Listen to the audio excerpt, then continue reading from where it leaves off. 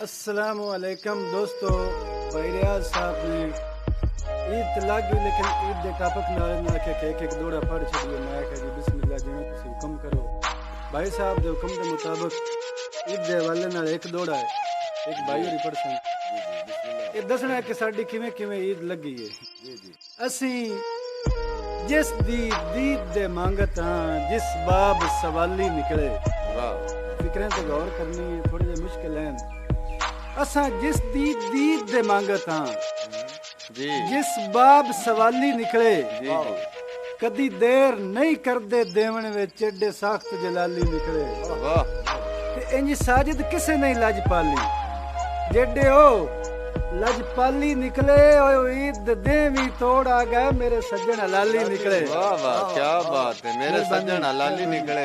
इकबाल साजिद साहब थोड़े ते सज्जन हलाली निकले। मेहरबानी। मैं तुहानू दसना मेरे नाल किवें गुजरी जी बिस्मिल्लाह। आई ईद ते तोहफे सजना दे, आंदे शहरों यार खरीदे। अच्छा।